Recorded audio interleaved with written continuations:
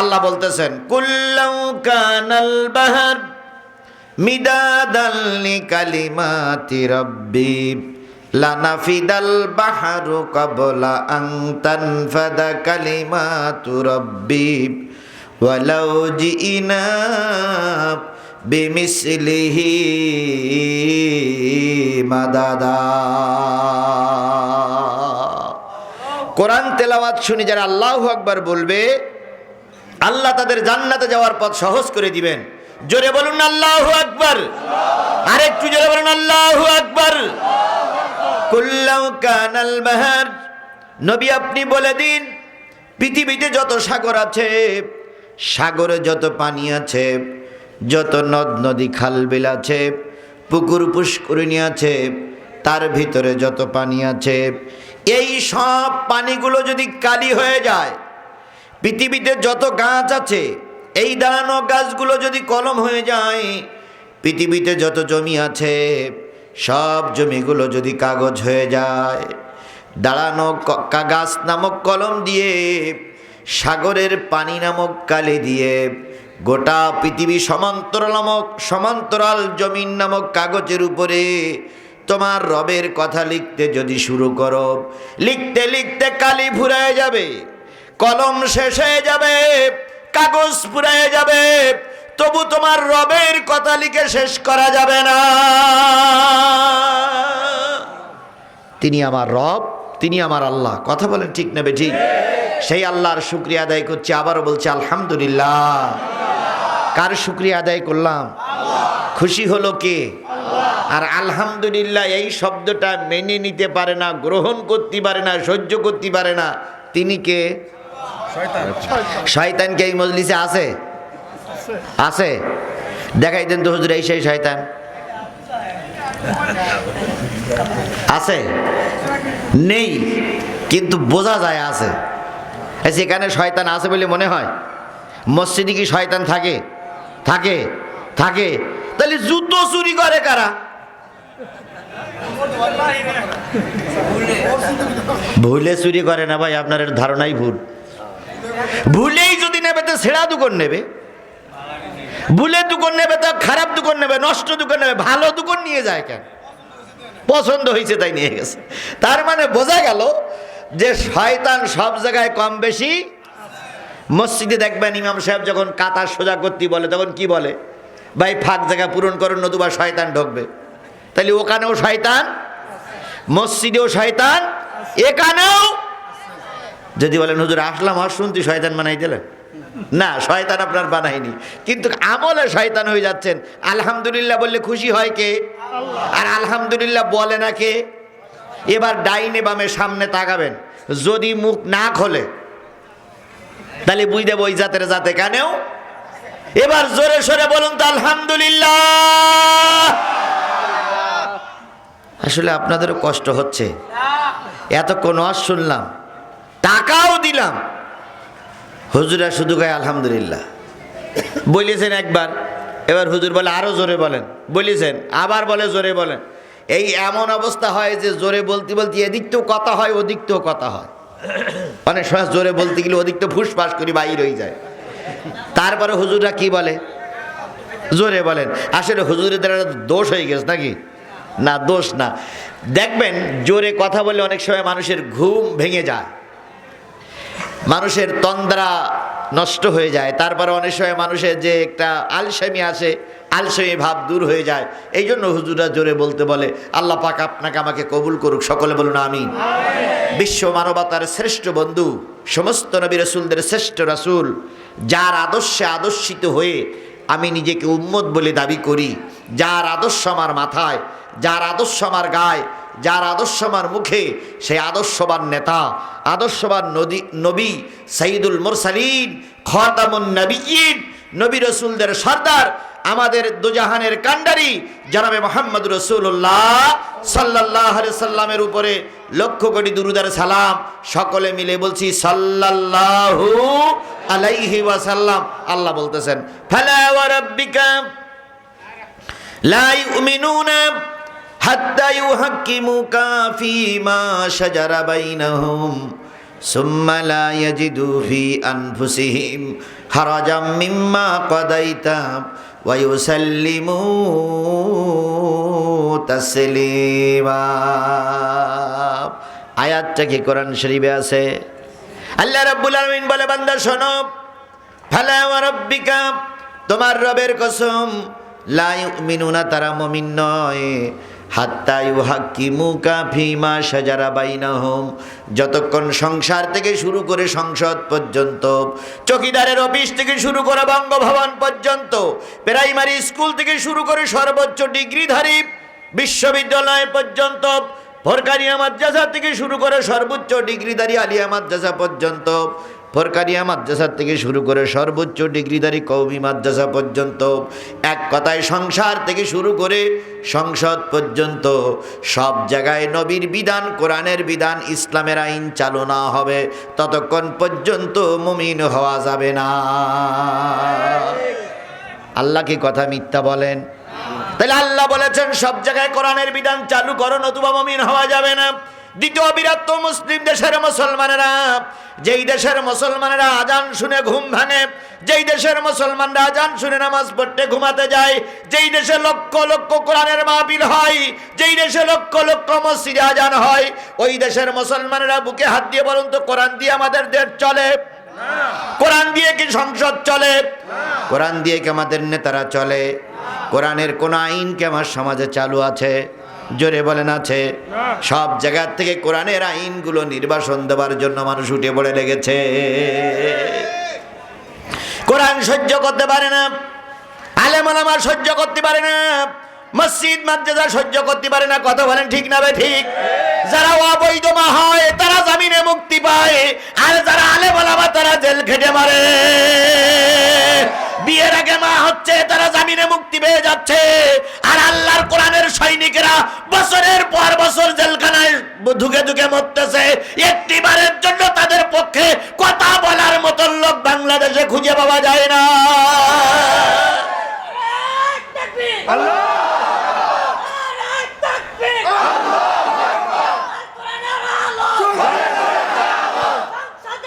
আমার ভাইরা, আল্লাহ রাব্বুল আলামিন বললেন, যতক্ষণ পর্যন্ত কোরআনের বিধান, কোরআনের আইন সমাজে সব জায়গায় চালু না হবে ততক্ষণ পর্যন্ত কি হওয়া যাবে না?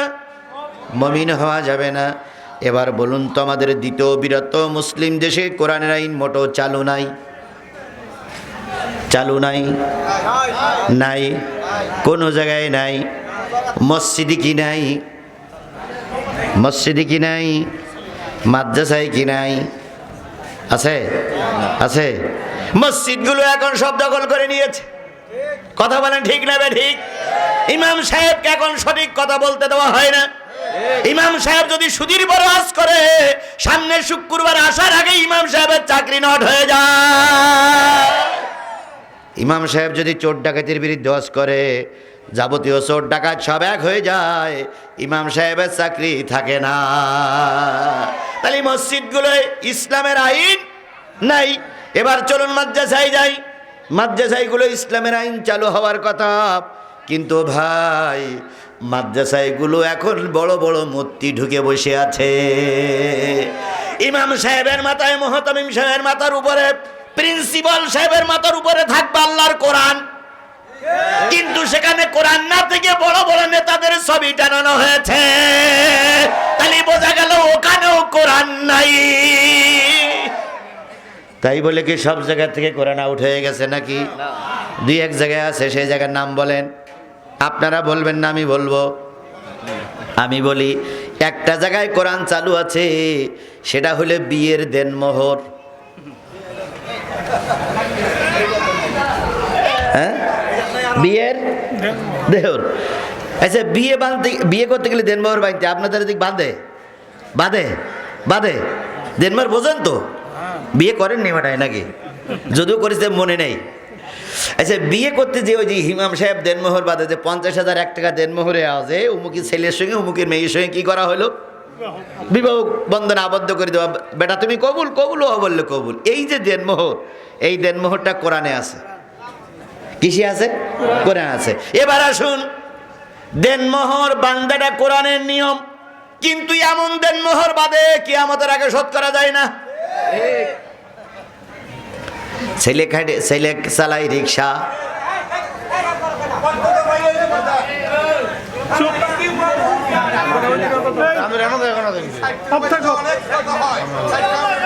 ছেলে চালাই রিক্সা, দেনমোহর বেঁধেছি 1,55,532 টাকা 33 পয়সা। সারা জীবন শোধ করতে পারল না। মারার পরে জনগণ যেই বলল, শশী ভাবি ভ্যানাওয়ালা মারা গেছে, দেনমোহরের খবর কি? তখন চাচি কান্দে আর কয়, দেনমোহর শোধ করতে পারিনি।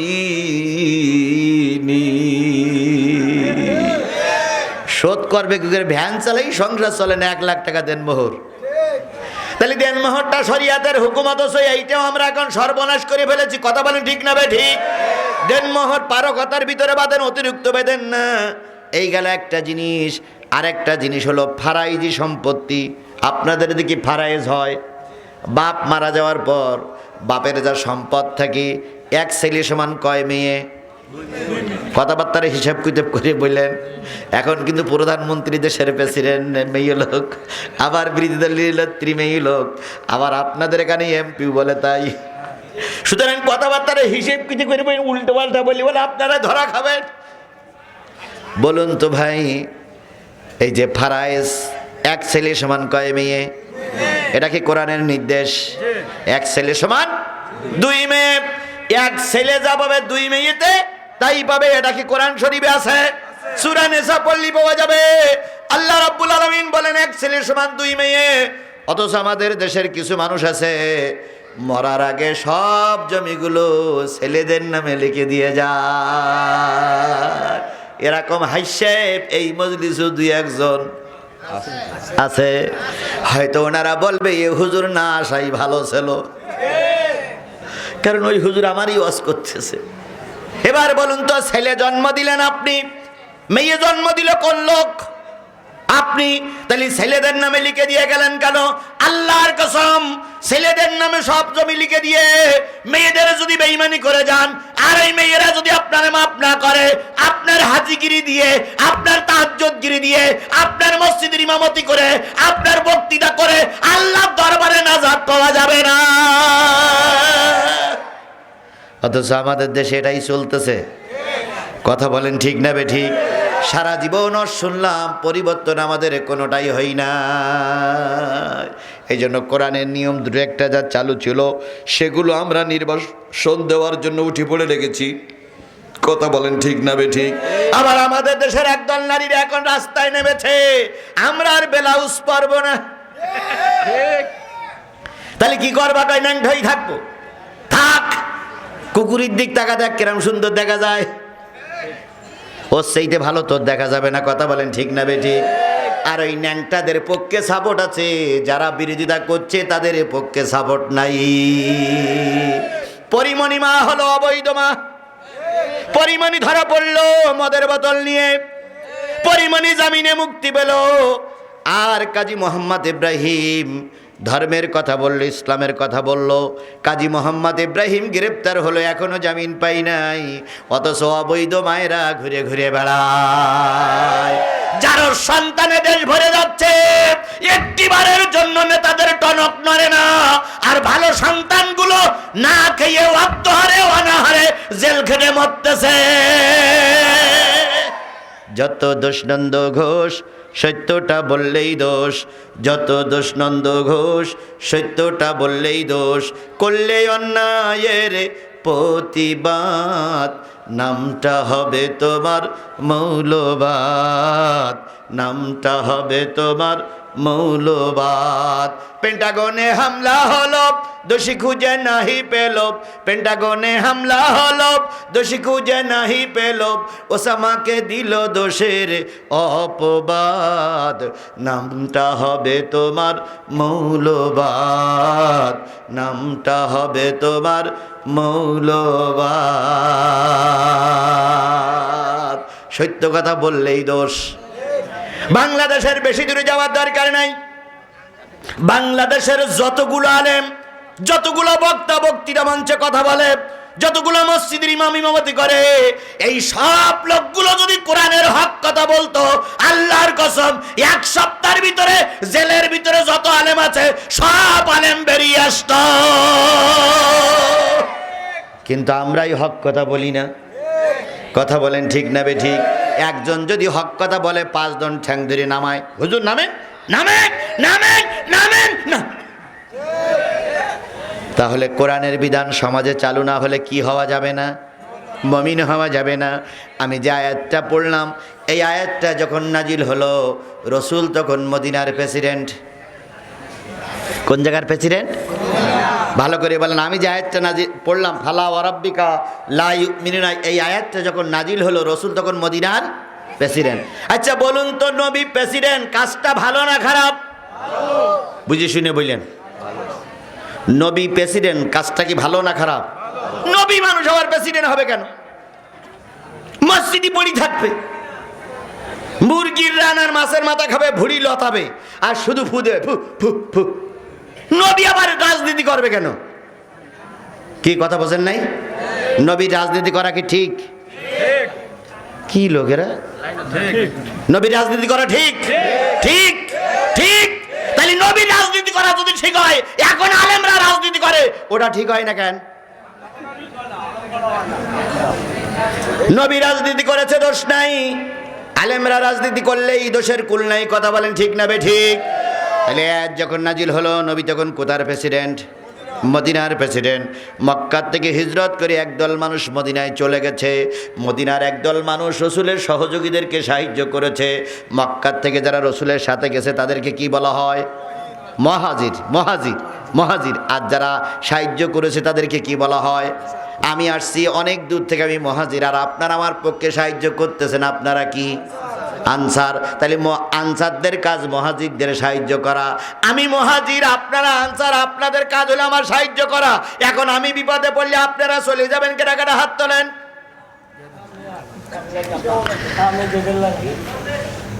থাকবেন তো ইনশাআল্লাহ?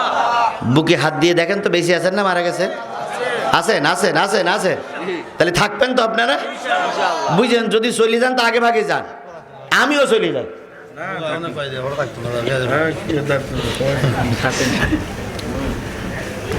আমার ভাইরা, যে জিনিসটা বোঝাতে চাচ্ছিলাম সেটা হলো, নবীর এই আয়াত যখন নাজিল হলো, নবী তখন মদিনার, মক্কা থেকে একদল লোক হিজরত করে মদিনায় চলে গেল। যাদের 2টা বাড়ি ছিল, একটা বাড়ি দিয়ে দিল। যাদের 2 জন স্ত্রী ছিল, একজন স্ত্রীকে তালাক দিয়ে একজন মহাজের ভাইয়ের সঙ্গে বিয়ে দিয়ে দিল। যার 2টা ঘোড়া ছিল, একটা ঘোড়া দিয়ে দিল। যার তরবারি 2খানা ছিল, একখানা তরবারি দিয়ে দিল। থাকার জায়গা যার 2টা ছিল, একটা দিয়ে দিল। এর নাম আনসার আর মহাজির।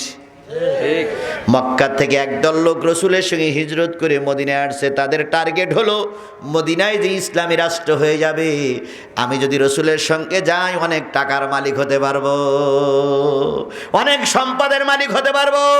আনসার যদি বউ তালাক দেয়, ভালো বউটা বিয়ে করব। এই নিয়ত করে একদল লোক মক্কা থেকে হিজরত করে মদিনায় আসছে। তার ভিতরে একজন ছিল, তার নাম হলো বিশর। কি নাম? বিশরের মাথায় টুপি আছে, মুখে দাড়ি আছে, মসজিদে নামাজ পড়ে, কিন্তু তার টার্গেট হলো জায়গা জমি দখল করা। এরকম টুপিওয়ালা কি এই কালীগঞ্জের দিকে আছে? যে টুপিও মাথায় দেয়, ফাঁকিও দেয়, টুপিও মাথায় দেয়, মসজিদে মিথ্যা কথাও বলে, টুপিও মাথায় দেয়, মিথ্যা সাক্ষীও দেয়। মহাজির চলে গেছে।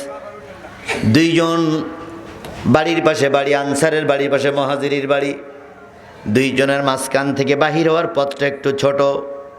মহাজির চিন্তা করে, আমি তো রসুলের সঙ্গে এসেছি, আর আমার বাড়ির পাশে আছে আনসার, আর তার বাড়ির পাশে একজন আছে ইহুদি। ইহুদির জায়গা যদি দখল করে নেই, বিচার হবে না, কারণ আমরা এখন ক্ষমতায়। আমরা এখন ক্ষমতায়, বিপক্ষের জমি দখল করে নিলে কোনো বিচার দাবি করবে না, আর দাবি করলেও রায়টা আমার পক্ষেই আসবে। এ নিয়ম আজকে নতুন নয়, এ নিয়ম নবীর যুগ থেকেই চলছে। আজও ওই সিলসিলা চালু আছে। কথা বলেন ঠিক না বে ঠিক? একটু ক্ষমতায় যেতে পারলেই এমন দাপট দেখায় মনে হয় উনি ছাড়া বাংলাদেশে আর কেউ না। কি কায়দায় কয়েক খাবার কি বলে, পানিতে মারবো চুবুইয়ে মারবো, ভাতে মারবো পানিতে মারবো চুবুইয়ে। তোমার কপালে ভাত আছে কিনা আল্লাহই ভালো জানে। আছে না এমন লোক? গোটা বিশ্বে নামকরা লোক ছিল, মরার আগে না খেয়ে মারা গেছে। সাদ্দাম হোসেন যখন মারা গেল তখন ছিল এক গর্তের ভিতরে, সেখানে কয়েক দিন না খেয়ে থেকে তারপর মৃত্যুবরণ করেছে। মোহাম্মদ গাদ্দাফি, যার কথায় এলাকার মানুষ উঠতো আর বসতো, তার কপালও না খাওয়া অবস্থায় মৃত্যু হয়েছে। কথা বলেন ঠিক না বেঠিক? আল্লাহ আপনাকে আমাকে এই অবস্থায় দিয়ে মৃত্যু দিতে পারে, কথা ঠিক না বেঠিক? সেই আল্লাহ এখন আছে না নাই? মুহাজির বিষয় চলে গেলেন ইহুদির বাড়ির পাশে জমি। চিন্তা করে আমার বাহির হওয়া পথটা ছোট, ইহুদি তো মুসলমান না আর আমার নেতা তো মুসলমান। যদি ইহুদির জায়গাটা দখল করে নেই, বিচার আদালতে দিলে বিচারের রায় ইহুদির পক্ষে যাবে না। মুসলমান বিষয় রাতের অন্ধকারে বেড়াটা ঘেরাটা একটু সরাই দিয়ে ইহুদির জায়গা দখল করে নিয়েছে। বলুন তো পরের জায়গা দখল করা জায়েজ না হারাম?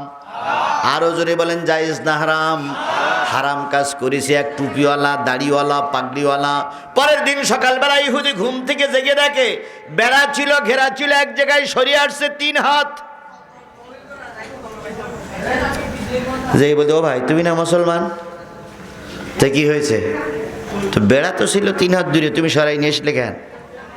মুসলমান তখন কলার নাড়া দেখা, জানো আমার নেতা ক্ষমতায়, কিছু বললি কিন্তু ঠ্যাং ভেঙে জেলখানায় ঢুকবো। এরকম লোক এখন আর নাই, এখন সব ফেরেস্তা হয়ে গেছে। তাহলে গালাগালি লোকের দেন কেন? সেরকম লোক এখনো সমাজে আছে। কথা বলেন ঠিক না বেটি? আমার ভাইয়েরা, ইহুদি বললাম মুসলমান তো এমনটি হতে পারে না, মুসলমান এমন কাজ করতে পারে না, মুসলমান পরের জায়গা দখল করতে পারে না। বিশাল মুনাফিক বলল, কথা বলবি না, কথা বললে কিন্তু জিভ টেনে ছিঁড়ে ফেলবো। ইহুদি ভয়ে ভয়ে চিন্তা করে কি করি, কার কাছে নালিশ করি, কার কাছে বিচার দেই। সপ্তাহ পেরিয়ে গেল, মাস পেরিয়ে গেল। একদিন মনের ভিতরে কৌতূহল হলো, মুসলমানদের নবী তো সকলের নবী। ওয়ামা আরসালনাকা ইল্লা রাহমাতাল লিল আলামিন।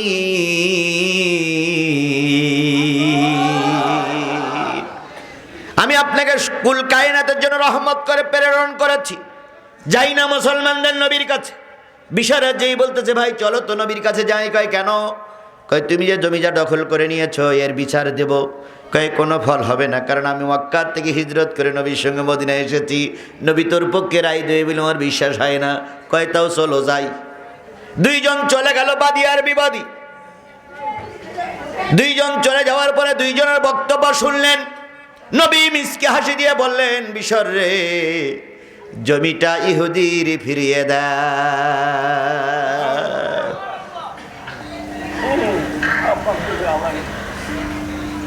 মুসলমান তখন বলছি, ইয়া রাসূলুল্লাহ, আমি বলো মুসলমান, ওরা বলে ইহুদি।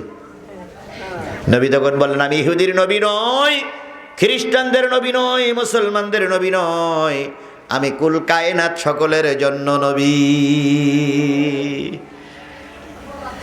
রায়টা হয়ে গেল, রায়টা নিয়ে চলে আসতেছে। এখন বলুন তো মুসলমান খুশি না বেজার? আর খুশি হয়েছে কে? এখন ইহুদির খুশি মুসলমান তা মেনে নিতে পারতেছেন। আসতে আসতে ওমরের বাড়ি পর্যন্ত আসার পরে বলছে, ভাই দাঁড়াও, কি হয়েছে? কই নবী যে কি একটা রায় দিল বুঝতে পারলাম না। দলের লোকের পক্ষে রায় দেয় না, এ কি নবী? তো উনি তো স্কুল পাঠশালে পড়েন নাই, এই জন্য উনি ওই আইনের বই জানে না। তো চলো তিনি ওমর স্কুল পাঠশালে পড়া লোক, এর কাছে একটু রায়টা নিয়ে আসি। ইহুদি তখন বলতেছে, নবীর রায় পছন্দ হলে না ওমরের রায় পছন্দ হবে? কয় চলো না যাই। 2 জন চলে গেছে ওমরের বাড়ি। ওমরকে ডেকে বাহির করা হলো। বাদী বিবাদীর পক্ষের কথা ওমর শুনলেন। রায় দেবেন তার আগে ইহুদি বলতেছে, ভাই ওমর, রায় কি দেওয়া ওটা তোমার ব্যাপার, কিন্তু এই জমির রায় কিন্তু আল্লাহর নবী একবারে দিয়ে দিয়েছে। উল্টো পাল্টা রায় দিও না, তোমার রব তোমার আল্লাহর কাছে কৈফাত দিতে পারবা না।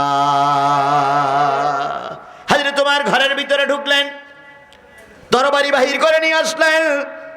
মুসলমান আর ইহুদি দুইজনকে বললেন, মাথা নিচু করে বসো, এমন রায় আমি দেব, যেই রায়টা কোরআনের ভিতরে উঠে আসবে, কিয়ামত পর্যন্ত মানুষ ওর থেকে শিক্ষা নেবে আর জাতি সেইভাবে চলবে। মুসলমান বিষয় তখন মনে মনে ভাবতেছে, এরকম রায় আমার দরকার ছিল। হাইরে তোমার নাঙ্গা তরবারি দিয়ে মুনাফিক বিশরের মাথার পর আঘাত করলেন। কাল্লা আলাদা হয়ে গেল। দুই টুকরা লাট যখন নাচতে ছিল, নড়তে ছিল, মুসলমানদের গুঞ্জন শুরু করলো, আমার মুসলমান হত্যা করেছে। নবীর কাছে বিচার দেওয়াল, ইয়া রাসূলুল্লাহ, আমার মুসলমান হত্যা করেছে। নবীর কাছে ওমরকে ডাকা হলো। ওমর বলেন, ইয়া রাসূলুল্লাহ, আপনার রায় যার পছন্দ হই নাই, সে টুপিওয়ালা হলেও মুসলমান হতে পারে না। তখন এই আয়াতটা নাযিল করে দিয়ে বলেন, ফালা ওয়া রাব্বিকা লা ইউমিনুনা হাত্তা ইউহাক্কিমুকা ফীমা শাজারা বাইনাহুম। ও নবী, ওমর কোন মুসলমান হত্যা করি নাই। যারা কোরআনের আইন, যারা আপনার আইন মানে না, ওরা মুসলমান হতে পারে না। সুতরাং আজকে যারা কোরআনের আইন নির্বাসন দেওয়ার জন্য চেষ্টা করতেছেন, আজকে যারা কোরআনের ফরজিয়াতগুলো বন্ধ করে দিয়ে নিজেদের আইন তৈরি করে দেশ চালানোর জন্য চেষ্টা করতেছেন, আল্লাহর কসম, মুসলমান নাম থাকতে পারে কিন্তু কোরআনের বিধান অনুসারে আপনি মুসলমান না। रहमतल लिल आलमीन सरदारे अल कौनाइन कमले वाला प्यारा नबी लोगो चलाम कमले वाला प्यारा नबी लोगो चलाम সেই নবীর নামে দুরূদ আর সালাম সকলে মিলে বলছি সাল্লাল্লাহু আলাইহি ওয়াসাল্লাম। বলুন তো, কোরআনের চাইতে নির্ভেজাল কিতাব আর কিছু আছে? আমরা যদি কোরআন থেকে আলোচনা করতে চাই, আপনারা কি শুনতে রাজি আছেন? কতক্ষণ রাজি? সারা রাত ছিলেন। গতকাল কতক্ষণ ছিলেন? গতকাল 11:30। তার আগের দিন 11:30। তাহলে 2 দিন 11:30। আজকে সারা রাত কেন?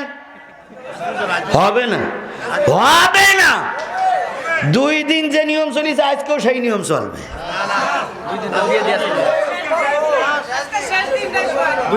আচ্ছা শোনেন, সেই দিন তাহলে ফজরে আজান পর্যন্ত, হিয়া হাত্তা মাতলাইল ফজরে, ফজর পর্যন্ত না। ভাই আপনারা থাকবেন, আমি থাকতে পারবো না। আমি আপনাদের কাছে নিয়ত করেছি, আমি যখন দাওয়াত নিয়েছিলাম তখন আমার সাথে কথা ছিল 9টার সময় স্টেজে তুলবে। এখানে আসার পরে কথা হলো 9:30 স্টেজে উঠাবে। কালেকশন করতে করতে করতে করতে একটু দেরি হয়ে গেল। আমিও কর্তৃপক্ষের কাছে চাপও দিতে পারি না, আবার আসতেও পারি না। এরপরে যদিও আসলাম, তারপর 10 মিনিট বসে থাকতে হলো। আমি আপনাদের সামনে 12টা পর্যন্ত কথা বলবো ইনশাআল্লাহ। ইনশাআল্লাহ, ইনশাআল্লাহ। এই 12টা পর্যন্ত পেশাব লাগুক, পায়খানা লাগুক, যত সমস্যা হোক, ময়দান ছাড়া যাবে না। কারা কারা রাজি আছেন 2 হাত উঁচু করে মালিকের দেখান। জোরে একটা তাকবীর হবে, লিল্লাহে তাকবীর, নারায়ে তাকবীর। আল কোরআনের আলো, আল হাদিসের আলো,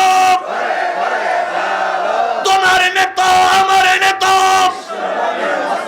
হাত নামান। কারে দেখাইছেন? আল্লাহকে হাত উঁচু করে দেখেছে। 1 ঘন্টা 10 মিনিট সময় আছে। এই 1 ঘন্টা 10 মিনিট আমি ইতিমধ্যে 40 মিনিট আলোচনা করেছি। 40 মিনিট আলোচনা যে পার হয়েছে, আপনি কি বুঝতে পেরেছেন? আপনি মনে করতেছেন শুরুই করেছি, কেবল বুঝতেই পারিনি। 1 ঘন্টা 10 মিনিট আলোচনা আমার দিকে মতওয়াজ্জা হন, 1 ঘন্টা 10 মিনিট চলে যাবে, আপনিও বুঝতে পারবেন না। কারণ কোরআন হাদিসের কথা শুনলে মন চাইবে শুনতে। সুতরাং আমরা কোরআন থেকে আলোচনা করব, আপনারা কি শুনবেন? এই ছেলেরা তোমরা এসে বসো তো বাবা, বসো বাবা, বসো। ভালো না লাগলে চলে যেও, বসো বসো বাবা, ভালো না লাগলে চলে যেও, দুঃখ নেই, আমি জোর করে আর শোনাবো না। ভালো না লাগলে চলে যেও। তাহলে চলেন এক এক করে কোরআনে। আল্লাহ বলতেছেন, ওয়াইজা কুরিয়াল কোরআন ফাসতামিউ লাহু ওয়া আনসিতু লাআল্লাকুম তুরহামুন। যখন তোমাদের সামনে কোরআন পড়া হবে, কি পড়া হবে? সবাই বলেন কি পড়া হবে? ও আনসিতু লাআল্লাকুম তুরহামুন। সেইগুলো চুপচাপ বসে বসে শোনো, আল্লাহ পাক তোমাদের রহমত দিয়ে ভরে দেবে। তাহলে তাহলে চুপচাপ বসে কোরআন শরীফ শুনলে রহমত করবেন কে? আল্লাহর ওয়াদা নিঃসন্দেহ সত্য। কথা বলেন ঠিক না বে ঠিক? এবার এই ভাগের তো একজন আর এই ভাগের তো একজন, দুইজন লোক হাত তুলে বলেন তো হুজুর আমার রহমতের দরকার নাই।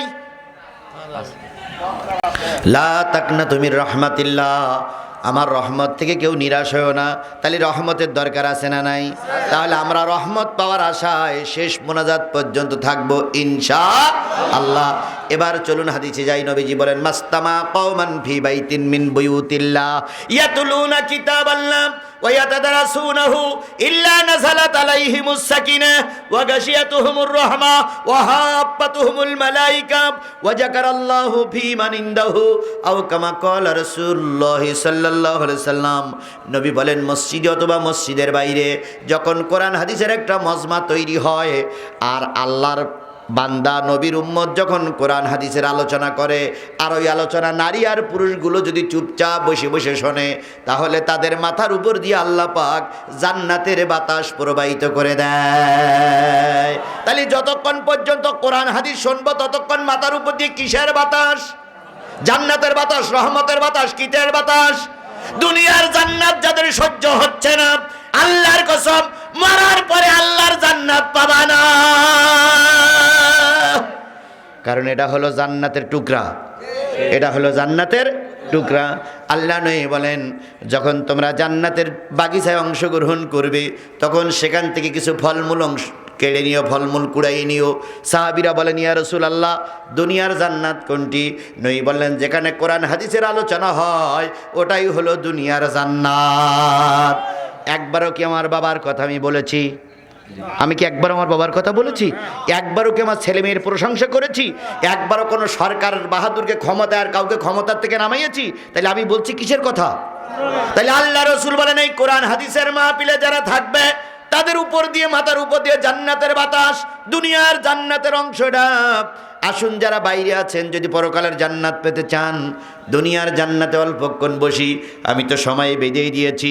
এই জন্য সকল পুরুষ ভাইদেরকে বলবো জান্নাতের বাগিচায় এসে বসো, আর সকল মা বোনদেরকে বলবো কাজকর্ম ফেলাই রেখে জান্নাতের পরিবেশ তৈরি করে কোরআন হাদিসের কথা শোনো। নবী বলেন কোরআন হাদিসের মাহফিলে বসে থাকলে মাথার উপর দিয়ে কিসের বাতাস?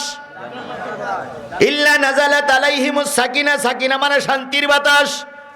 ইল্লা নাযালাত আলাইহিমুস সাকিনা ওয়া গাশিয়াতুমুর রাহমা, মাথার পরে সামিয়ানা থাক আর নাই থাক, যতক্ষণ কোরআন হাদিসের মাহফিলে বসবা ততক্ষণ রহমতের সামিয়ানা দিয়ে ফেরেশতারা তোমাদের ঢেকে রাখবে।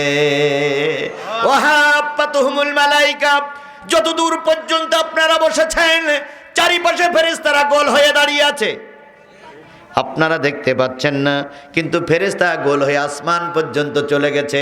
ওই ফেরেশতারা দোয়া করতেছে আল্লাহ তোমার বান্দা সাতক্ষীরার থেকে ছুটে এসেছে, সকাল 7টায় বাহির হয়েছি, এখানে এসেছি 7টার সময়, 12টা ঘন্টা রাস্তায় দীর্ঘক্ষণ তোমার পাগল কি বলে পথ সফর করে এসেছে।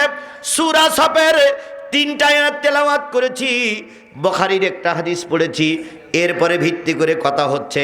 ফেরেশতারা দোয়া করতেছে আল্লাহ যতক্ষণ পর্যন্ত তোমার পাগলেরা থাকবে আমরা দোয়া করতেছি তোমার পাগলদের জীবনের গুনাহগুলো মাফ করে দাও। তাহলে যতক্ষণ এখানে থাকবেন ততক্ষণ দোয়া করবে কারা? ফেরেশতারা। ফেরেশতাদের দোয়া যাদের সহ্য হয় না তারা শেষ মোনাজাত পর্যন্ত থাকে না। ফেরেশতাদের দোয়া যাদের সহ্য হয়নি তারা এখনো ঘরেতে ঘুমিয়ে আছে। ফেরেশতার দোয়া যাদের সহ্য হয়নি তারা চার দোকানে বসে আছে। ফেরেশতার দোয়া যাদের সহ্য হয় না তারা বাদাম খেয়ে বেড়াচ্ছে। রাসূল যদি এখানে থেমে যেতেন আমিও থেমে যেতাম। ইল্লা নাযালাত আলাইহিমুস সাকিনা ওয়া গাশিয়াতুহুমুর রাহমা ওয়া হাফাতুহুমুল মালায়েকা ওয়া যাকারাল্লাহু ফী মান ইনদাহু, আল্লাহ তার নিকটতম ফেরেশতাদের ডেকে বলো ও ফেরেশতারা, জায়গাটার নাম কি সুতারপাড়া নাকি সৈতারপাড়া, হাফিজিয়া কওমিয়া মাদ্রাসার সামনে তাকিয়ে দেখো জান্নাতি পরিবেশ তৈরি হয়েছে। ওখানে আমার বান্দা আমার নাজিলকৃত কোরআন দিয়ে আলোচনা করছে আর আমার পাগলেরা শুনতেছে। তোমরা ফেরেশতা সাক্ষী থাকো, আখিরি মোনাজাত করে যখন ওরা বিদায় নেবে আমি ওদের সকলের জীবনের গুনাহগুলো মাফ করে দেব। গোনা কি কম বেশি আপনার আমলনামায় আছে? আমার কি কম বেশি গোনা আছে? তাহলে আমরা সবাই গোনাগার। নবীর ভাষা হলো শেষ মোনাজাত করে চলে গেলে আল্লাহ গোনাগুলো মাফ করে দেবেন। ও আমার ভাই, আপনার কাছে পায়ে জোড় অনুরোধ করি, আগামী বছর হয়তো মাহফিল হবে, আপনারা অনেকেই থাকবেন না, আমরাও অনেকে থাকবো না। কথা বলেন ঠিক না বেঠিক? একটা ঘন্টা যদি কোরআনের মাহফিলে থাকলে গোনা মাফ হয়ে যায়। আজকে গোনা মাফ না করে কেউ বাড়ি যাব না ইনশাআল্লাহ। আরেকটা হাদিস বলে মূল আলোচনায় চলে যায়। আল্লাহ রসুল বলেছেন, আল কোরআনু শাফিআম মুসাফফা ওমা হিল্লু মুসাদ্দিকান মানজালাহু আমামাহু কদ্দাহু ইলাল জান্নাহ ওমান জালাহু খালফাহু সাকাতাহু ইলান নার। আল্লাহ নবী বলেন, আর কোরআনু শাফিআম মুসাফফা, এই কোরআন এমন একটা জিনিস, আল্লাহর কাছে কোরআন আপনার পক্ষে তর্ক করবে। কিয়ামতের দিন আল্লাহ কোরআন আপনার পক্ষে উকিল হয়ে দাঁড়ায়, বলবে, আল্লাহ আমার এই গোলাম, আমার এই ভক্তকে তুমি মাফ করে দাও। কেন মাফ করবে না? সে তো কোরআনের পক্ষে ছিল। এই কোরআন উত্তম সুপারিশ করবে। এই কোরআনকে যারা সামনে রাখবে, নবী বলেছেন, এই কোরআনকে যারা সামনে রাখবে, এই কোরআন তাদেরকে টেনে জান্নাতে নিয়ে যাবে। আপনার সামনে কি? ভালো করে বোঝেন, আপনার সামনে কি?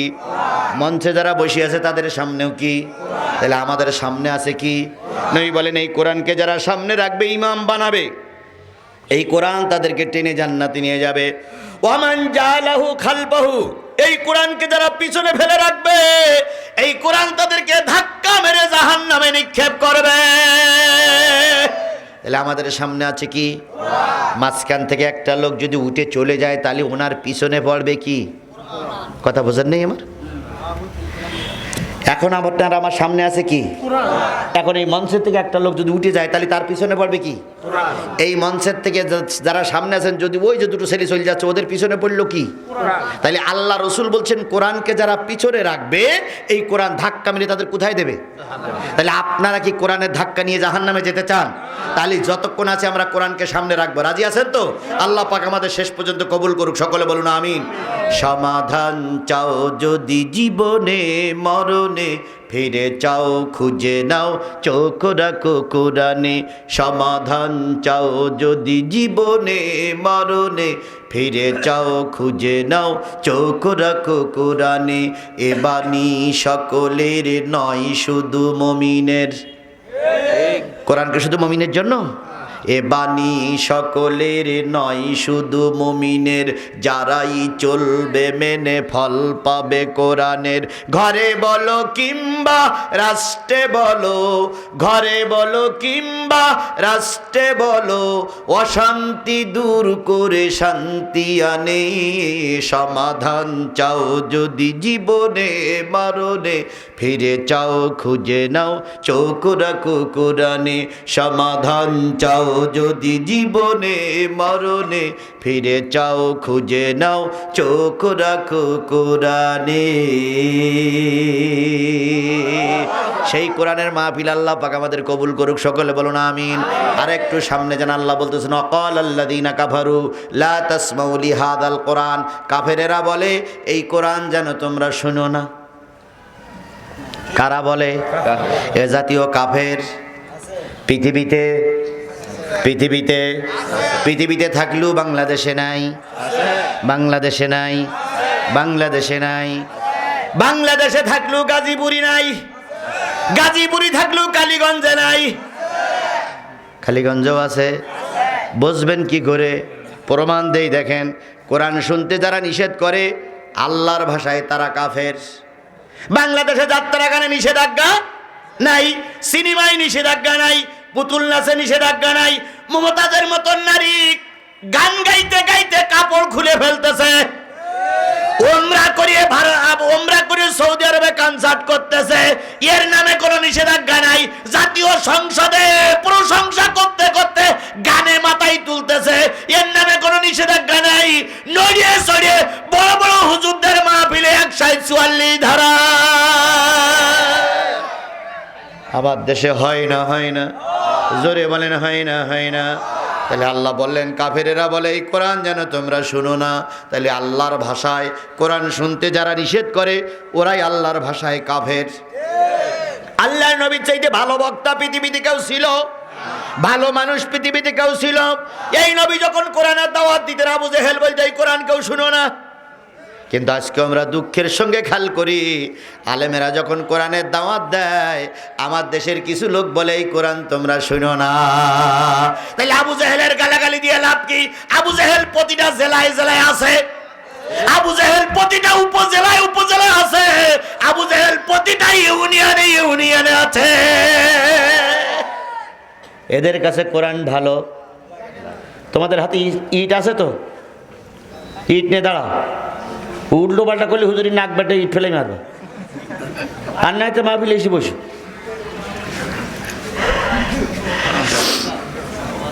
তাহলে কাফেরেরা বলে কোরআন জানো তোমরা, শুনো না। এবার যারা দাঁড়াই আছে ভালো করে শোনো।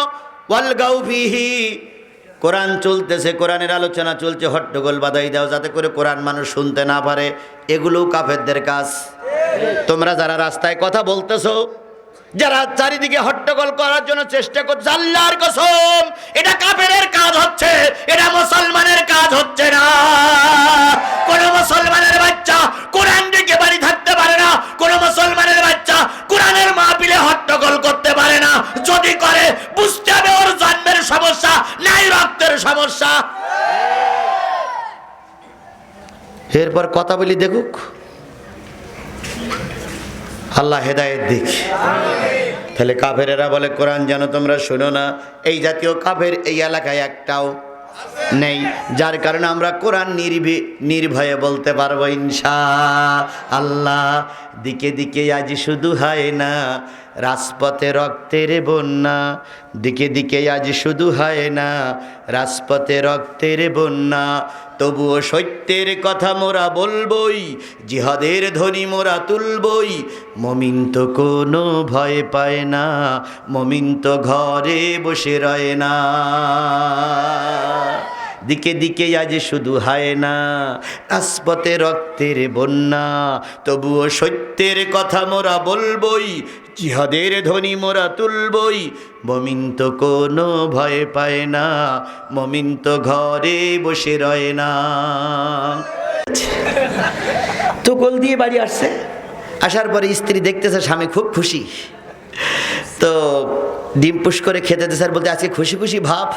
তো কাছে গিন্নি আজকে 10 খান গোল দিয়েছি, 10 খান গোল দিয়েছি।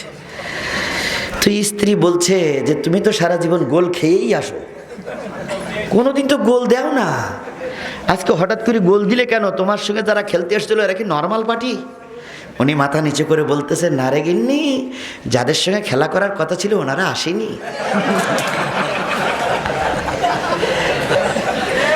আমরা একা একাই খেলেছি। স্ত্রী তখন রসিকতা করে বলতেছে তা 10 খান দিলে কেন, 100 গোল দিতে পারো নি? কথা কি বোঝেন? আমার কথা কি বোঝেন? আমার কথা কি বোঝেন আপনারা? এরপরেও ক্লিয়ার করার মতন কোনো সুযোগ নাই। কথা বলেন ঠিক না বে ঠিক? দুই পক্ষে শক্তিশালী দল খেলেন, খেলে গোল দেন, তারপরে বীর পুরুষের সাহস দেখান। আপনারা একা একা খেলে গোল দিয়ে কিসের বীর পুরুষ সেজেছেন? আপনারা একা একা গোল দিয়ে এখন মাতব্বর সেজেছেন। কোনো অধিকার নেই আল্লামা সাঈদীর বিচার করেন আপনাদের, কারণ আপনারা রাতের নেতা, আপনারা দিনের নেতা নয়। আবারও বলি, সমস্যা হলে আমার বল দিয়েন। আমার দাওয়াত করতে গেলে শোনেন, আমার দাওয়াত করতে গেলে হিসাব কিতাব করে দাওয়াত করবেন।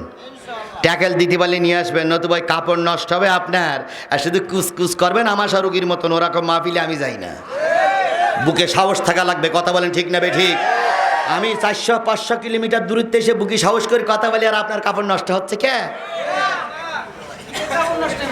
বাস বুকে সাহস নিয়ে কথা বলেন, ময়দান আপনার আমার দখলে আসবে ইনশাআল্লাহ। আল্লাহ বোঝার তৌফিক দিক। তাহলে আমি যতক্ষণ কথা বলবো থাকবেন তো। সূরা সফ, কোন সূরা? সূরা সফ 28 নম্বর পারার 61 নম্বর সূরা থেকে আমি 3টা আয়াত তেলাওয়াত করেছি। 3টা আয়াতের উপরে ভিত্তি করে কথা হচ্ছে। এই 3টা আয়াত যখন নাজিল হলো, আল্লাহ রসুল তখন উহুদের যুদ্ধ থেকে সবেমাত্র মদিনার মসজিদে ফিরে এসেছেন। কোন যুদ্ধ? আচ্ছা, মুসলমানদের সঙ্গে কাফেরদের সঙ্গে যুদ্ধ হলো, প্রথম যুদ্ধটার নাম কি? বদরের যুদ্ধে মুসলমানদের সংখ্যা ছিল কত? 313। ওহুদের যুদ্ধে মুসলমানদের সংখ্যা কত? 1000 লোক নিয়ে ওহুদের যুদ্ধে যাবে। মাঝখানে এক হুজুর ফতোয়া ফারাজ কইছে, মশলা মশাইল দিয়ে লোকজনের ভিতরে বিভ্রান্তি সৃষ্টি করিয়ে 300 লোক নিয়ে কেটে পড়ল। থাকলো কত? 700। এই যে ফতোয়া ফারাজ কইছে, রসুল বিপদের সম্মুখীন, ফতোয়া ফারাজ কইছে হুজুর 300 লোক নিয়ে কেটে পড়েছিল। এই মোনাফেক জাতীয় হুজুর আজকে আমার দেশে, আজকে আমার দেশে যদি নাই থাকতো আল্লাহর কসম আলেমেরা মাইর খেত না।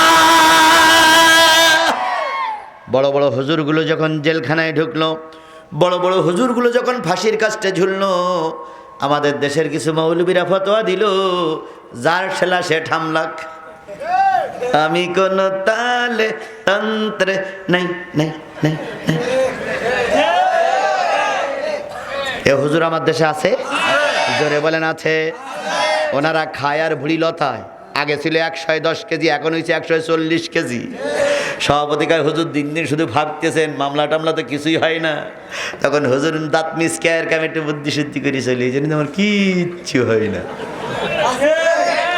আছে?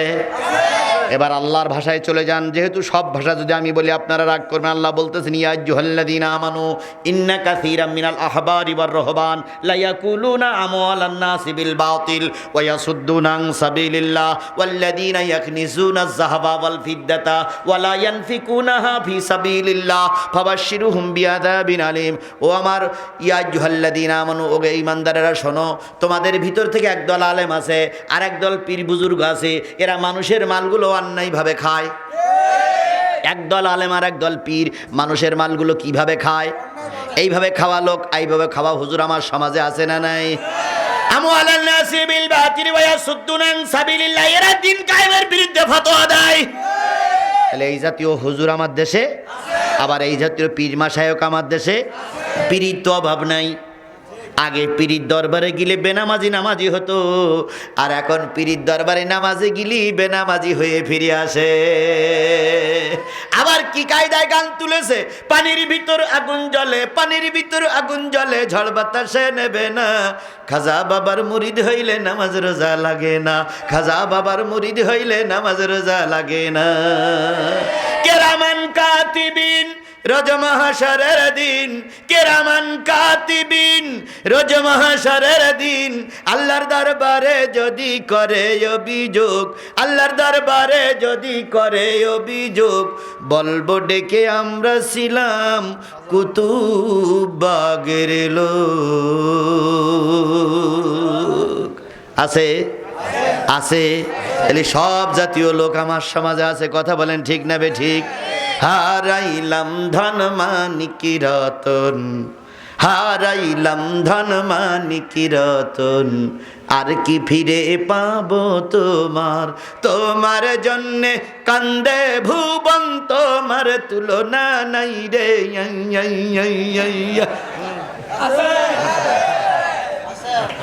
কেউ ফেরে না খালি হাতে, কেউ ফেরে না খালি হাতে, খাজারে তোর দরবারে চাইতে জানলে রয় না কাঙাল, মুর্শিদ রে তোর দরবারে।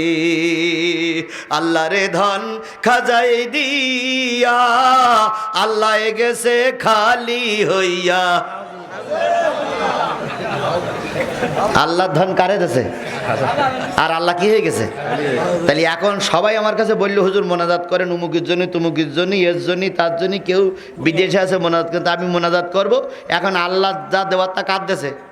খাজার দেছে। তাইলে এখন আল্লাহ কি বলবে যে তুই তো আমার কাছে মোনাজাত করতেছিস আজিজুল, সে তো খাজার দেওয়াই হয়ে গেছে। তুই যখন চাইছি দেখি খাজার কাছ থেকে কিছু নিয়ে আসা যায় কিনা। আল্লাহ কত অসহায়। নাউজুবিল্লাহ, নাউজুবিল্লাহ, জোরে বলেন নাউজুবিল্লাহ। এই গান যারা বলে আর এই গানে যারা বিশ্বাস করে, আল্লাহর কসম ওদের মরার পরে জানাজা পড়লিও যা, না পড়লিও তাই। যা যাবর যা, তা যাবর তা, যা তা।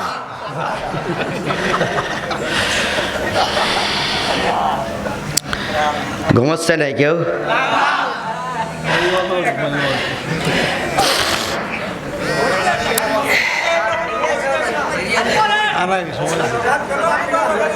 চলবে চলবে কতক্ষণ? আচ্ছা, হতেই থাকুক আমার ভাইরা। তাহলে উহুদের যুদ্ধে মুসলমানদের সংখ্যা প্রথম ছিল কত? 1000। কয়জন লোক নিয়ে হুজুর কেটে বলল? মুসলমানদের সংখ্যা থাকলো কত? 700 মুসলমান নিয়ে হাঁটি হাঁটি পা পা করে উহুদের যুদ্ধে রাসূল চলে গেলেন। আমি কিন্তু এই 3টা আয়াতের সারে নজুল বলতেছি। কেন 3টা আয়াত নাজিল হলো? আল্লাহর নবী উহুদের চরমভাবে মারি খাইলেন। আমির হামজা শাহাদাত বরণ করলো, রসুলের হেলমেট ভেঙে গেল, রসুলের দান মোবারক শহীদ হলো, রক্তাক্ত হলো রসুল। 70 জন সাহাবী শহীদ হয়ে গেলেন, 70 জন সাহাবী আহত হলো। এমন কোনো ঘর নাই যেই ঘরে শহীদের লাশ নাই, এমন কোনো ঘর নাই যেই ঘরে আহত শহীদের লাশ নাই। গোটা মদিনায় আহত, গোটা মদিনায় কান্নার রোল পড়ে গেল। এমত অবস্থায় মদিনার মসজিদে আসরের আজান হয়ে গেল। আসরের নামাজ শেষ, নামাজের পরে আবু বকর আহত, ওমর আহত, আলী ওসমান আহত অবস্থায় মসজিদের এক কোনায় বসে বসে একজন আর একজনের কাঁধের পরে হাত দিয়ে বলতেছে, ভাইরে এত কষ্ট করলাম, এত মেহনত করলাম, আল্লাহ কি জান্নাত দিবে না এরপরও জাহান্নাম খাটা লাগবে? আল্লাহ কি মাফ করবে না এরপরও কষ্ট করা লাগবে? এবার হযরত আলী বলতেছে, এ প্রশ্নের উত্তর তো নবী ছাড়া আর কেউ দিতে পারবে না, তাহলে নবীর কাছে জিজ্ঞেস করা যাক। কে জিজ্ঞেস করবে? সবাই মিলে পরামর্শ দিলেন, আবু বকর রে, তুমি রসুলের প্রিয়তম বন্ধু, বাল্য জীবনের বন্ধু, তুমি প্রশ্নটা জিজ্ঞেস করলো কোন আমল করলে, অল্প আমল করলে জান্নাত পাওয়া যাবে? আবু বকর বললেন, রসুল এখন আহত আমি বলতে পারবো না। হযরত ওমর, তুমি বলো, যেহেতু তুমি কালেমা পড়ে মুসলমান হয়েছো, রসুল বলেছেন আমার পরে যদি কোনো ব্যক্তি নবী হয় আল্লাহ পাক ওমরকে নবুয়ত দিয়ে দেবে, তুমি জিজ্ঞেস করো। ওমর বললেন, আমি পারবো না। ওসমান, তুমি 2 মেয়ে বিয়ে করেছো, জুন্নুরাইন, 2 মেয়ের জামাই, তুমি জিজ্ঞেস করো। ওসমান বললেন, না রসুল কষ্ট পাবে। আলী, তুমি জিজ্ঞেস করো। আলী বললেন, না রসুল কষ্ট পাবে। এমত অবস্থায় জিবরিল আমিন আসলেন, এই 3টা আয়াত নাজিল করে দিয়ে বললেন, নবী গো, মসজিদে আলোচনা হচ্ছে, তারা অল্প আমল করে জান্নাতে যাবে, আপনি এই 3টা আয়াত তাদের পড়ে শোনান, সূরা সব পড়ে শোনান, আর বলে দেন যারা আল্লাহর পরে ঈমান আনবে, রসুলের পরে ঈমান আনবে, আত-তুজাহিদুনা ফি সাবিলিল্লাহ, যতদিন পর্যন্ত মদিনায় তথা গোটা পৃথিবীতে দিন কায়েম না হবে ততদিন পর্যন্ত জিহাদরত অবস্থায় থাকবে। আল্লাহ পাক এই ব্যক্তি মারা গেলে জীবনের সব গুনাহ আল্লাহ মাফ করে দেবে। ইয়া আইয়ুহাল্লাযীনা আমানু হাল আদুল্লুকুম আলা তিজারাতিন তুনজিকুম মিন আযাবিন আলীম, হে ঈমানদারেরা, মদিনার মসজিদে বসে তার মাঝে আলোচনা করতেছো, এমন একটা ব্যবসার কথা, এমন একটা কাজের কথা কি বলে দেব না? এই কাজ বা ব্যবসা করলে তোমরা কেউ জাহান্নামে যাবা না, তার মানে তোমরা জান্নাতে যাবা। তার ভিতরে প্রথম সত্য হচ্ছে ঈমান বিল্লাহ, আল্লাহর পরে যারা ঈমান আনবে তারা যাবে আল্লাহর জান্নাত। বুলেটের আঘাতে যায় কত শত প্রাণ, তবুও রাজপথ তারা ছাড়ে না। এ কথা বলেন না কেন, কথা বলেন না কেন? বুলেটের আঘাতে যায় কত শত প্রাণ, তবুও রাজপথ তারা ছাড়ে না। জালিমের হুঙ্কারে কাঁপে না তো মন, সাহস তো এতটুকু টলে না। আহাত পায়ে তবু এগিয়ে চলে, মুমিন তো পিছু পা হয় না। দিকে দিকে আজ শুধু হয় না, রাজপথে রক্তের বন্যা, তবুও সত্যের কথা মোরা বলবই, জিহাদের ধ্বনি মোরা তুলবই। মুমিন তো কোনো ভয় পায় না, মুমিন তো ঘরে বসে রয় না। আপনারা কি সেই মুমিন হয়ে মরতে চান? সেই মুমিন হয়ে মরতে চান? তাহলে শপথ নিতে হবে। আমরা কোরআনের কথা বলতেছি, ধর্মের কথা বলতেছি, ইসলামের কথা বলতেছি। যদি কোনো বাধা আসে, যদি কোনো মায়ের সন্তান এসে আমাদের বাধা দেয়, আপনারা কি আঙুল চুষতে চুষতে বাড়ি যাবেন? সবাই কি প্রতিবাদ করবেন? কারা কারা প্রতিবাদ করতে রাজি আছেন? আল্লাহরে দেখায়া দেন, হাত নামান। এবার আমি স্পষ্ট করে হুঁশিয়ার করে দিতে চাই, আমি কিন্তু ভারত থেকে পাসপোর্ট করে আসিনি, আমি কিন্তু আমেরিকান নাগরিক নই, আমি কিন্তু আসমান থেকে নাজিল হইনি, জমিন থেকে ফুটে উঠিনি। আমি এই বাংলাদেশের একজন বৈধ নাগরিক। কথা বলেন ঠিক না ঠিক? তোমাদের যদি কথা বলার অধিকার থাকে, আমারও কথা বলার অধিকার আছে। সুতরাং আমরা কোরআনের কথা বলবা, তোমরা বাধা দেবা, এটা জীবন থাকতে মেনে নেওয়া হবে না। আগের অবস্থার এখনকার অবস্থা এক নয়। কথা বলেন ঠিক না ঠিক? একটু বাতাস পরিবর্তন হইতে শুরু করেছে। যদি অবস্থা চলতে থাকে, আল্লাহর কসম, বাতিলেরা ময়দান ছেড়ে যাবে, জুতা পায়ে দেওয়ার সময় পাবে না, ব্যাটিং গোছানোর সময় পাবে না, তার আগে মামুর বাড়ি চলে যাওয়া লাগবে।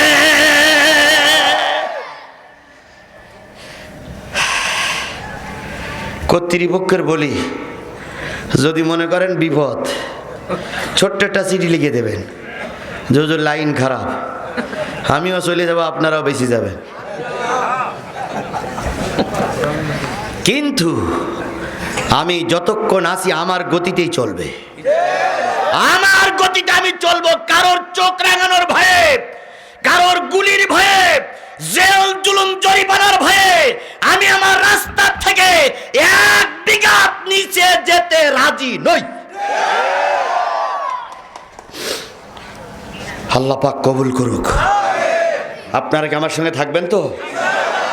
কিছু কিছু লোক মনে করতেছে ওয়াজ শুনতে এসে মরিস, এ হুজুর তো মরিস আর আমরাও মরিস, এরকম মনে হচ্ছে নাকি? বাঘের বাচ্চা মরে তবু বাঘ হয়ে মরে, গোকরার বাচ্চা মরে তবু গোকরা হয়ে মরে, বাঘের বাচ্চা পাতিশিয়াল হয়ে মরে না। মুসলমান একবার মারা যায়, মুনাফিক বারবার মারা যায়। আমি মুসলমানের বাচ্চা, একবার মৃত্যুবরণ করতে চাই, মুনাফিক হয়ে বারবার মৃত্যুবরণ করতে চাই না। যদি মনে করেন হুজুর ভয় লাগছে, চলে যান আপনি। আমরাও দেখি যে মুনাফিক কয়টা, চলে যান আপনি। কিন্তু থাকলে বাঘের বাচ্চার মতন থাকতে হবে। এখন দেখতেছে না চারিদিক গাড়ি ঘোড়া বন্ধ, তবু কিন্তু সমাবেশ চলতেই আছে। কি কি কি কি কথা বলেন, কথা বলেন, কথা বলেন। মানুষ কিন্তু ময়দানে নামতে শুরু করেছে, ইনশাআল্লাহ। ইনশাআল্লাহ বলেন, ইনশাআল্লাহ বলেন, ইনশাআল্লাহ বলেন। হকের বিজয় আজ হোক, কাল হোক, আসবেই। চিরকাল একদিন যায় না। আজকে কি বার? শুক্রবার। এই শুক্রবার চিরদিন থাকবে না। শুক্রবার বাদে কি বার আসবে? শনিবার আসবেই। আজকে চাঁদ উঠেছে, কালকে চাঁদ থাকবে না, এটা যেমন সত্য। জালেমদের জুলুম চিরকাল থাকে না, এ জুলুম একদিন খতম হবেই। এমন একটা সময় আসবে মুসলমানরা কোরআন নিয়ে গোটা দেশ ঘুরে বেড়াবে, বাতিলেরা গরম চোখে তাকানোর সময়ও পাবে না। যদি বলেন হুজুর আপনি কি করে বুঝতেছেন আমি গোটা দেশ সফর করতেছি? গোটা দেশ সফর করে আমার যা আইডিয়া এসেছে, যদি সুষ্ঠু নির্বাচন হয় আর জনগণ যদি তাদের ভোটাধিকার প্রয়োগ করতে পারে, আর আমরা হুজুররা যদি যে ভাগ বিভক্ত আছি যদি সব একজোট হয়ে যায়, আগামী সংসদ হবে কোরআনের সংসদ, আগামী দেশ হবে কোরআনের দেশ, আগামী সূর্য হবে কোরআনের সূর্য।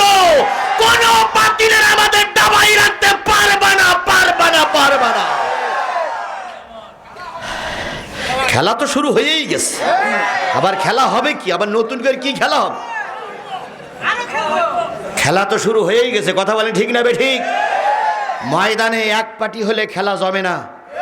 ময়দানে খেলতে গেলে দুই পার্টি লাগে, আর দুই পার্টি শক্তিশালী হওয়া পার্টি লাগে। এক পার্টি নর্মাল হইলে খেলা জমে না। গাজীপুরীর মানুষ আর রংপুরের মানুষের সঙ্গে খেলা, ফুটবল খেলা। ভালো করে খেয়াল করেন, গাজীপুরীর মানুষ আর রংপুরের মানুষ কি খেলা? ফুটবল খেলা, নরসিংদীর মাঠে। এখন রংপুরের পার্টি এসেছে, রংপুরের পার্টি আসি নাই, গাজীপুরের পার্টি একা একাই খেলায় অংশগ্রহণ করিয়াছে। কর্তৃপক্ষ বলল এত টাকার টিকিট যদি আপনারা না খেলেন তাহলে তো খেলাটা নষ্টই হয়ে যাবে, তা আপনারা নিজেরাই আমার ছেলে মারা গেছে, দুঃখ নাই, আমি সকল দুঃখ ভুলে গেছি, আপনি যে বেঁচে আছেন এটাই আমার জীবনের সবচেয়ে বড় পাওয়া। ও আমার জাতি, লা ইউমিনু আহাদুকুম হাত্তা কুনা হাব্বা ইলাইহি মিন ওয়ালিদিহি ওয়া ওয়ালাদিহি ওয়ান নাসি আজমাইন। ততক্ষণ পর্যন্ত কেউ মুমিন হতে পারবে না যতক্ষণ পর্যন্ত সে তার পিতামাতা, ভাই বোন, আত্মীয় স্বজনের চাইতে নবী মুহাম্মদকে বেশি ভালোবাসতে না পারবা। আজকে নবীর নামে কলঙ্ক ছড়ানো হয়। নবীর নামে বিদ্রূপ কবিতা লেখা হয়, আর আমার দেশের সন্তানেরা মিছিল করে, আর আমার দেশের পুলিশেরা তাদের গুলি করে করে মারে। নাস্তিকদের আমার দেশের পুলিশেরা গুলি করে মারে না, যারা বিয়ের আগে মা হয় তাদের গ্রেফতার করে না, গ্রেফতার করে তাদের যারা নবীর পক্ষেই মিছিল করে। কুমিল্লায় দেবতার ভাই কোরআন পাওয়া গেল, দেবতার পায়ে কি পাওয়া গেল? কোরআন পাওয়া গেল। যে দেবতার পায়ে কোরআন রাখলো সে গ্রেফতার হলো না, ওই দেবতার পায়ে কোরআন রাখাটা যে ভিডিও করে ছেড়ে দিয়েছিল সেই গ্রেফতার হলো, তারে রিমান্ডে নেওয়া হলো। কথা বলেন ঠিক না বেঠিক? যে চোর চোরের শাস্তি হয় না, যে চোরের ধরে তারই শাস্তি হয়। আমাদের দেশে যারা দুর্নীতি করে তাদের শাস্তি হয় না, দুর্নীতিটা যে প্রকাশ করে তারই শাস্তি হয়। আমাদের দেশে যে চুরি করে তার বিচার হয় না, চোর বললেই বিচার হয়। আল্লাহ, কথা কি বাড়াই বললাম? জোরে বলেন বাড়াই বলেছি। সুতরাং রসুলের মহাব্বত দিলের ভিতরে থাকা লাগবে। কথা বলেন ঠিক না বেঠিক? আল্লাহর নবীর সম্পর্কে হযরত আয়েশা বর্ণনা করেছেন। হযরত আয়েশা বলেছেন, নবী যুদ্ধের ময়দান থেকে ঘরে ফিরে আসতেন, আসার পরে ঘুমিয়ে পড়তেন। আমি রসুলকে কম্বল মুড়ি দিয়ে শোয়াই দিতাম, রসুলের পরনের কাপড়গুলো সেলাই করতাম লণ্ঠনে তেল দিয়ে। এমন সময় লণ্ঠন কি বলে নিভে যেত, তেল নাই লণ্ঠন নিভে গেছে। এমত অবস্থা আমি চিন্তা করি আমার হাতের সূচও পড়ে গেছে, আমি রসুলকে কিভাবে রসুলের কাপড় সেলাই করব? এখন তো ঘরে আলো নাই, লণ্ঠনে তেল নাই, কি করব? বুদ্ধি করে রসুলের চেহারার থেকে কম্বলটা সরাইয়ে দিতাম। রসুলের কম্বল সরাই দিলে রসুলের চেহারায় যে আলো, ওই আলোয় আমার অন্ধকার ঘর আলোকময় হয়ে যেত। শুধু আলোকময় হয়ে যেত না, রসুলের ওই চেহারার আলোয় আমি আমার হারানো সুখ খুঁজে পেয়েছি। ও আমার জাতি, সেই রসুলকে নিয়ে ব্যঙ্গ করা হয়। সেই রসুলের নায়েবে নবীরা জেলখানায় ঢোকে, সেই রসুলের নায়েবে নবীরা 50 বছর দিনের দাওয়াত দিয়ে এখন জেলখানায় বসে বসে ধুকে ধুকে মরতেছে, আর তুমি আমি আরাম করতেছি। আল্লাহর কসম, আপনারা বলতেছেন দুর্ভিক্ষ আসবে, আমরা বলতেছি দুর্ভিক্ষ আসবে না। আলেম ওলামার সঙ্গে সুন্দর ব্যবহার করুন। আসুন আমরা সকলে মিলে মালিকের কাছে কান্দি, আমাদের দুর্ভিক্ষ হবে না। কিন্তু আলেম ওলামাদের জেলের ভিতরে ভরে রাখবেন, আর আপনি যদি গোটা পৃথিবীর মানুষের কাছে সাহায্য চান, যে দরবারে যাবেন সে দরবারের দরজা বন্ধ হবে। কারণ দেওয়ার মালিককে, নেওয়ার মালিককে। এই বুঝ আপনার আমার দিলের ভিতরে থাকা লাগবে। আল্লাহ বোঝার তৌফিক দান করুক, সকলে বলুন আমিন। বদরের যুদ্ধে দুইটা ছোট্ট ভাই চলে গেছে, নাম কি? মায আর মুআব্বাস। এদের কিছুই নাই। রাসূল যুদ্ধের ঘোষণা দিলেন, দুইটা ভাই বাড়ি চলে আসলো, বাবা নাই। মার গলা জড়াই ধরে বলতেছে, মা, ঘরে যখন খাওয়ার থাকে না, বদরের মসজিদে পাঠায় দাও। নবীর চেহারার দিকে তাকাই থাকলে পেটে ক্ষুধা থাকে না। ওই নবী আগামীকাল যুদ্ধে যাবে রে মা। ও মা, তুমি আমাদের যুদ্ধে যাওয়ার অনুমতি দাও। মা দুই কলেজার মানিকের গলে চুমা দিয়ে বললেন, বাজান রে, তোর বাবা নাই, যদি যুদ্ধের ময়দানে যাস তাহলে আমার কে দেখবে? কয় কোনো কথা শুনবো না, যুদ্ধের ময়দানে যেতে চাই। মা দুইজনকে অনুমতি দিয়ে দিলেন, আর বললেন, যা, তোদের দুইজনকে আমি আল্লাহর রাস্তায় কুরবানি করে দিলাম। দুই ভাই চলে গেলেন। রাসূল ফজরের নামাজের পরে যখন সৈনিকদেরকে যাচাই বাছাই করতেছিলেন, দুইটা ভাই দুই কাতারে দাঁড়ালেন। যদিও আপনারা জানেন হাদিসটা, তারপর আবার একটু স্মরণ করাই দিচ্ছি। দুই ভাই দুই কাতারে দাঁড়ালেন, আর একজনের কানে কানে বললেন, ভাই রে, দুই ভাইয়ের হয়তো রসুল অনুমতি দেবে না, কারণ আমার তো বাবা নাই, দুই ভাইকে অনুমতি দেবে না। তবে তুই যদি অনুমতি পাস, আমারে না নিয়ে যেন যুদ্ধের ময়দানে যাস না। আর আমি তোর গায়ে শপথ করে বলতেছি, তোর গায়ে হাত দিয়ে, আমি যদি অনুমতি পাই তোরে না নিয়ে যাব না। দুই ভাই দুই জায়গায় দাঁড়ালেন। নবী এবার লোক নিতে নিতে একজনের কাছে চলে গেলেন, মাযের কাছে যেয়ে বললেন, নাম কি? মায ইবনে জাবাল। তোমার বাবা কি বেঁচে আছে? কয় না। সংসারে আর কে আছে? আমার একটা ভাই আর মা ছাড়া আর কেউ নাই। নবী বুকের ভিতরে জড়াই ধরে গালে চুমা দিয়ে বললেন, বাজান রে, মার কাছে ফিরে যাও, মার কাছে ফিরে যাও। ইয়া রাসূলুল্লাহ, আমি আমার মায়ের চেয়ে আপনাকে ভালোবাসি। লা ইউমিনু আহাদুকুম হাত্তা আকুনা আহাব্বা ইলাইহি মিউ ওয়ালিদিহি ওয়া ওয়ালাদিহি ওয়ান নাসি আজমাইন, সকলের চাইতে রসুলের ভালোবাসা দিলে বেশি টাকা লাগবে।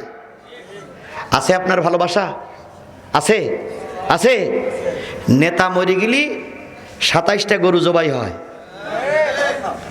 নেতার মৃত্যুবার্ষিকী পালন করার সময় গোটা গাজীপুরের লোক খায়, আর রসুলের জন্মদিন মৃত্যু